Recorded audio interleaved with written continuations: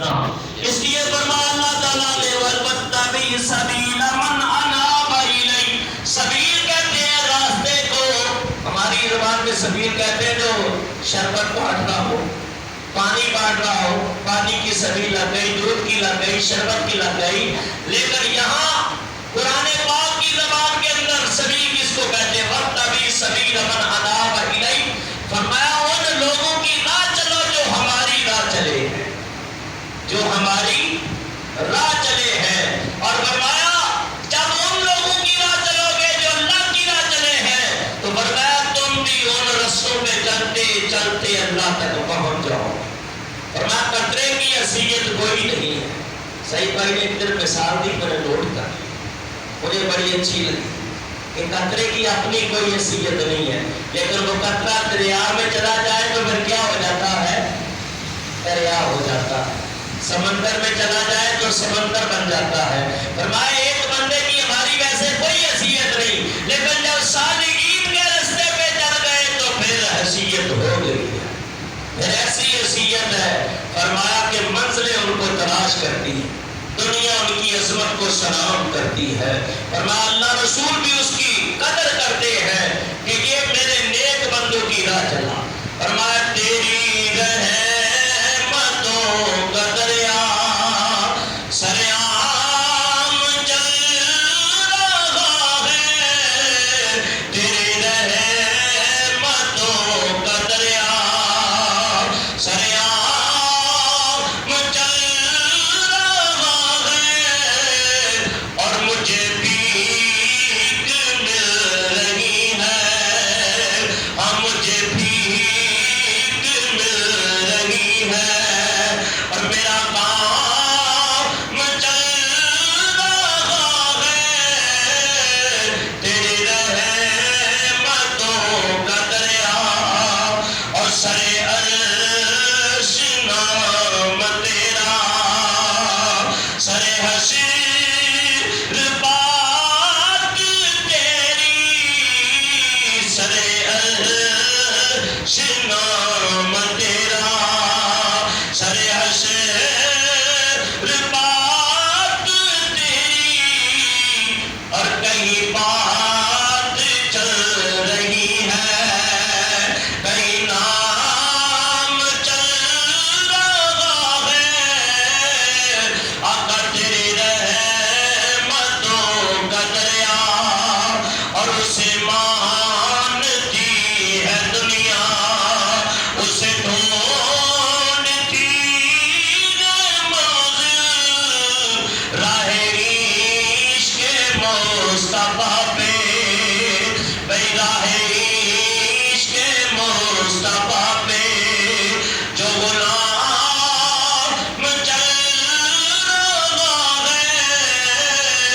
تیری رحمتوں کا دریا۔ تو فرمایا ان رستوں کے اوپر چلنا ہے جو صالحین کا رستہ ہے۔ پھر کیا ہوا؟ جب ان رستوں پہ چلیں گے تو ظاہر ہے ہر رستے کی اپنی خوبی ہوتی ہے۔ کوئی رستہ بڑا صاف ہوتا ہے تو کہتا ہے یار یہ رستہ بڑا ٹھیک ہے اور میں آرام سے پہنچ گیا، زیادہ ٹائم بھی نہیں لگا، رستہ بھی کھڈے نہیں تھے راستے میں، کہیں پانی نہیں تھا، اور بالکل صاف ستھرا رستہ تھا، تو انسان کہتا میں بڑی آسانی کے ساتھ پہنچ گیا۔ اگر کوئی خطر ہو تو پھر رستے کے اندر پریشانی کی وجہ سے ٹائم زیادہ لگ جاتا ہے۔ تو فرمایا صالحین کا رستہ اچھا تو ہے لیکن پر خطر بھی ہے، اس لیے کہ جس طرح رستوں میں ڈاکو بیٹھے لوٹ لیتے ہیں انسان کو، تو صالحین کے رستے پہ شیطان بھی گھات لگائے ہوئے، طرح طرح کے مکر و فریب کے جال پھیلائے ہوئے ہیں، لیکن فرمایا جو بہادر لوگ ہوتے ہیں وہ اپنے دشمنوں کی پرواہ نہیں کرتے، مقابلہ کرتے ہوئے رستے کو طے کرتے ہوئے چلے جاتے ہیں۔ ایسا ہی ہے کہ راستے میں سر پکڑ کے بیٹھ کے بھی اب آگے تو چور بیٹھے آگے اور جا سکتے نہیں ہے، اور یہ تو ایسا چور ہے جو چھپا بھی نہیں ہے بلکہ واضح ظاہر ہے۔ میرے آقا فرماتے ہیں ایک دشمن چھپا ہوا ہو تو اس کا پتہ نہیں چلتا، کبھی بھی وار کر سکتا ہے، اور دشمن ظاہر ہو تو انسان کو پتہ ہوتا ہے کتنی طاقت قوت رکھتا ہے، تو اس سے دفاع کا بندوبست کرتا ہے۔ تو اے لوگوں، شیطان تمہارے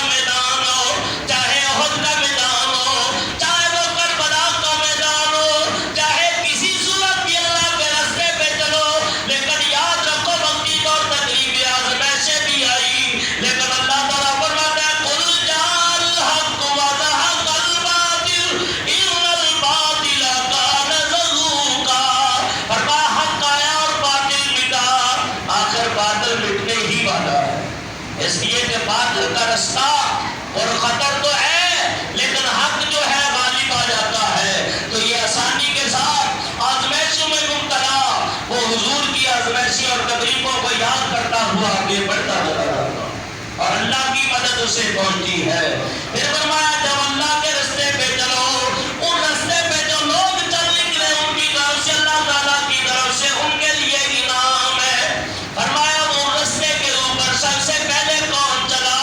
فرمایا اولئک الذین انعم اللہ علیہم من النبیین۔ اس رستے کے اوپر انبیاء علیہ السلام چلے، مرسلین چلے۔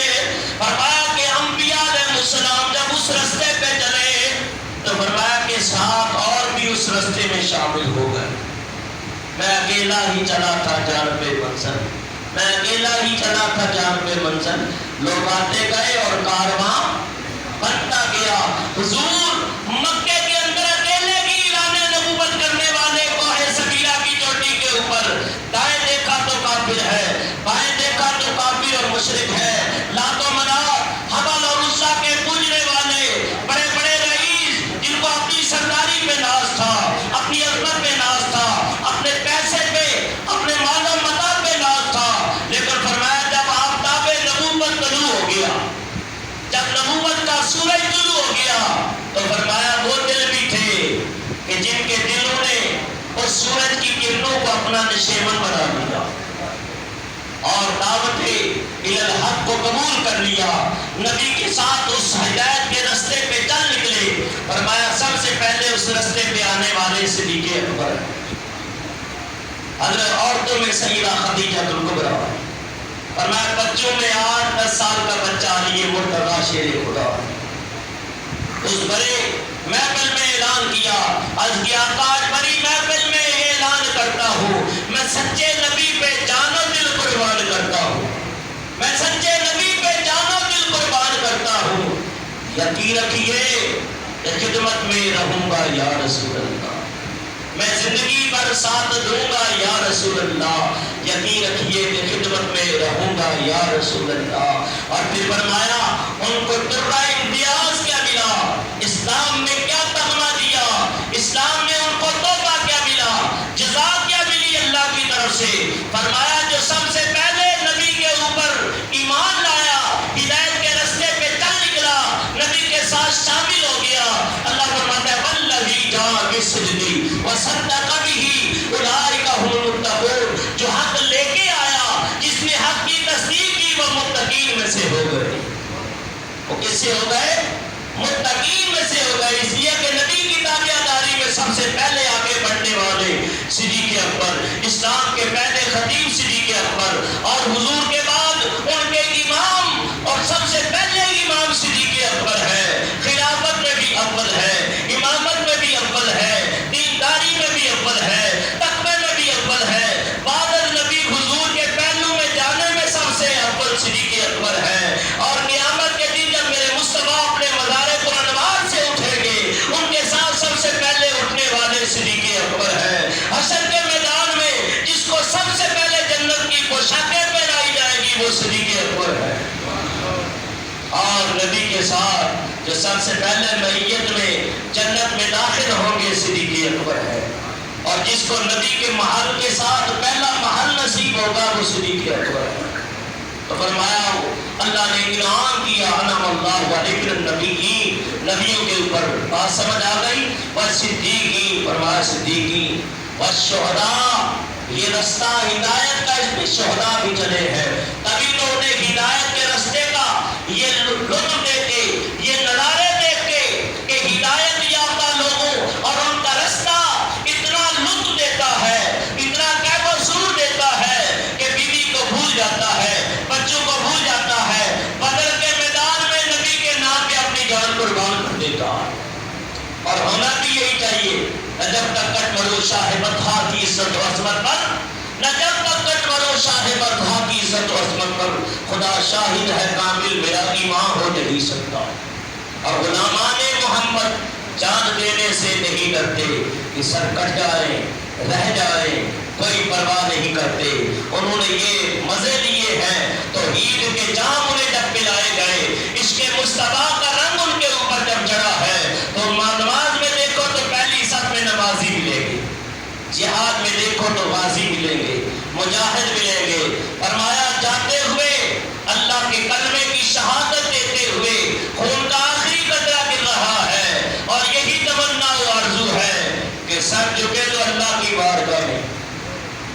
قاتل تلوار لیے کھڑا ہے اور سامنے موجود ہے اور کربلا کا میدان ہے، میرے حسین خون میں نہائے ہوئے، اور آخری یہ تمنا ہے کہ میرے سر کو جسم سے سر جدا کرنا۔ میں جس رستے پہ چلا ہوں وہ انبیاء کا رستہ، صدیقین کا رستہ ہے، صالحین کا رستہ ہے، اللہ والوں کا رستہ ہے۔ میں اس رستے پہ تو چلتے چلتے اب میری منزل قریب آ گئی ہے، میں امتحان میں کامیاب ہو گیا ہوں۔ سر سجدے میں ڈالتے ہیں، مولا ہم نے کعبے کے اندر کھڑے ہو کے بھی میرے قرآن کی تلاوت کی ہے، تراویح بھی پڑھی تو قرآن، اور روزے بھی رکھے، ساری زندگی تیری اور میرے حبیب کی اطاعت اور فرما برداری میں گزر گئی، اس وجہ سے کہ تیرا پیغام ہم تک پہنچا ہے۔ من یطع الرسول فقد اطاع اللہ، جس نے رسول کی اطاعت کی لوگوں سے اللہ کی اطاعت کر لی۔ سر بکف قاتل ہے کھڑا اور کوئی رہے سجدے میں پڑا، فرمایا سر بکف قاتل ہو کھڑا اور کوئی رہے سجدے میں پڑا، کہتی ہے زمین کرب و بلا، اس شان کا سجدہ کھیل نہیں، سجدے تو سب نے کیے مگر اس کا نیا انداز ہے، اس نے وہ سجدہ کیا جس پر خدا کو ناز ہے، اور اس نے وہ سجدہ کیا جس پر محمد مصطفیٰ کو ناز ہے۔ فرمایا یوں بھی صالحین نے عمل کیے، اپنے عمل سے، اپنے کردار سے اپنی بلندی کردار کا ثبوت پیش کیا، لوگوں پہ اپنا مقام واضح کر دیا، ظاہر کر دیا کہ صالحین کی یہ شان ہوتی ہے، اللہ والوں کی شان ہوتی ہے، وہ جیتے ہیں تو رب کی اطاعت میں جیتے ہیں، مرتے ہیں تو اللہ کا ذکر کرتے ہوئے دنیا سے رخصت ہوتے ہیں۔ پھر فرمایا اللہ کا انعام صالحین پہ ہوا۔ صالحین سادے کہتے ہیں نیک کو، صالحین بہت سارے ہیں، فرمایا کہ صالحین بھی ہدایت کے رستے کے اوپر ہیں، ان لوگوں کا بھی رستہ اپنا لو۔ تو یہ عید عود ان سے ہے، اور عود کا مطلب ہے لوٹنا، تو عید کو عید اس لیے کہتے ہیں کہ یہ دن بار بار لوٹ کر آتا ہے، چاہے وہ عید الفطر ہو چاہے عید الاضحیٰ ہو۔ اور عید شہر الحرام کا پہلا دن، عید تکبیر کہنے کا دن، عید غریبوں کی یادگیری کا دن، عید عزیزوں کی ملاقات کا دن، عید گناہوں کی معافی کا دن۔ فرمایا جب عید کا دن آتا ہے، آخری بات کر رہا ہوں، وقت ہو رہا ہے، میرے آقا فرماتے ہیں اللہ تعالیٰ فرشتوں کو جمع کرتا ہے، رب فرماتا ہے فرشتوں بتاؤ اس مزدور کی مزدوری کیا ہونی چاہیے جو اپنے مالک کی مزدوری اچھی کرے۔ یا اللہ ہر مالک اپنے مزدور کو مزدوری اپنی شان کے لائق دیتا ہے۔ رب فرماتا ہے فرشتوں میرے بندے اور بندیوں نے میری مزدوری کی ہے، روزے رکھے ہیں، تراویح پڑھی ہے، میرا ذکر و فکر کیا ہے، اور میں اپنی شایان شان انہیں اس کا بدلہ دوں گا، اپنی شان کے مطابق ان کو مزدوری دوں گا۔ یا اللہ کیا عطا کرے گا؟ فرمایا فرشتوں گواہ ہو جاؤ، یہ جب ماں کے بدن میں آئے تھے تو ان کی روحیں پاک تھی، دنیا میں آنے کے بعد گناہوں سے لطمت ہو گئے، لبریز ہو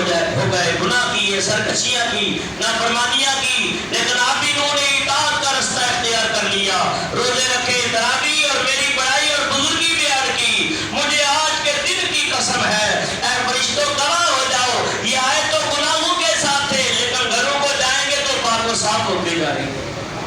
میں نے ان سب کو بخش دیا ہے۔ اور اللہ کی طرف سے یہ بڑی عیدی ہے جو ہر بندے کو خالق عطا کرتا ہے، اور اللہ کی عنایتیں ہیں۔ دعا ہے اللہ تعالیٰ کی بارگاہ میں جو ذکر کیا اللہ تعالیٰ قبول و منظور فرمائے۔ اب عید کا طریقہ آپ سماعت فرما لیں کہ نماز عید الفطر جو ہے